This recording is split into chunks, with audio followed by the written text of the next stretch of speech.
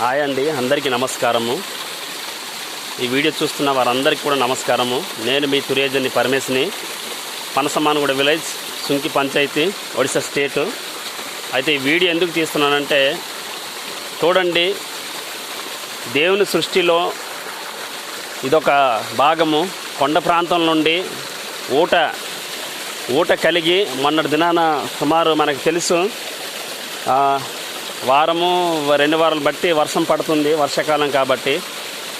దాని ప్రభావంకి అటువైపు చాలా అటు మీదకి 2-3 కొండలు ఊటలు ఏర్పడి ఈ విధంగా వాటర్ వస్తున్నాయి. ఇది ఎక్కడంటే మా యొక్క ల్యాండ్, అంటే మా యొక్క దీని ఏమంటారంటే గుడ్డే స్థలము, ల్యాండ్ అక్కడ ఆ మూలన, అంటే చివరి మూల భాగము లెఫ్ట్ సైడ్ నుండి మనకి వాటర్ వస్తుంది. కొండ ప్రాంతం నుండి అలాగ వెళ్ళి అలాగ గడ్డలో కలిసిపోతుందండి వాటరు. అయితే చూడండి, ఇక్కడ కొంత వాటరు మాకు కావాలి కాబట్టి ఈ పైపు ద్వారా తీసుకున్నాను నేను వాటరు. చూడండి, ఇలా కట్టాను వాటరు.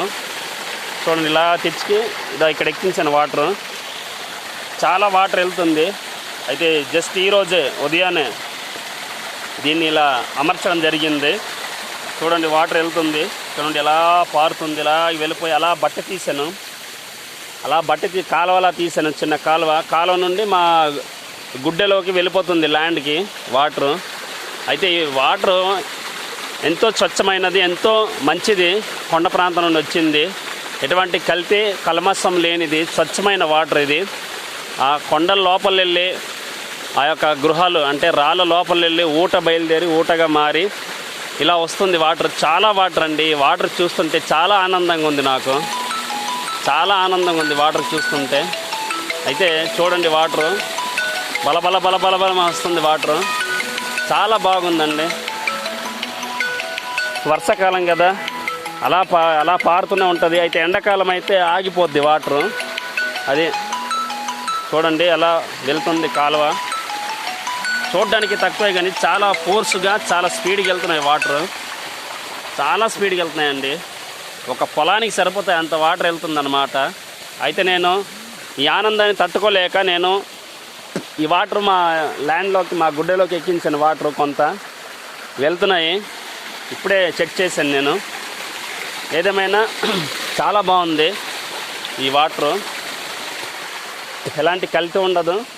కొండ ప్రాంతం లోపలి వచ్చిన వాటర్ కాబట్టి చాలా బాగుంటుంది వాటరు. చూడండి ఎంత బాగుందండి వాటరు. చాలా బాగుంది వాటరు. చాలా బాగుంది. ఇదిగో ఇలా పరిగెడుతుంది.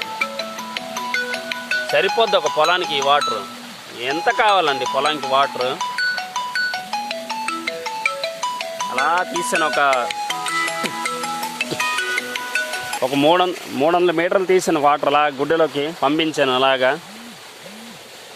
చూడండి, ఈ వాటర్ చూస్తుంటే ఆనందం పట్టుకోలేకపోతుంది.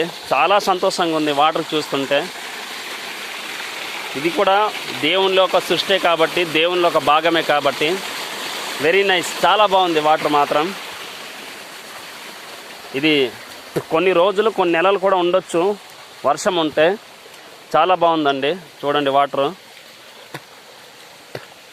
చాలా బాగుంది.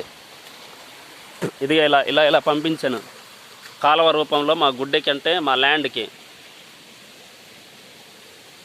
చాలా వాటర్ వెళ్తుంది.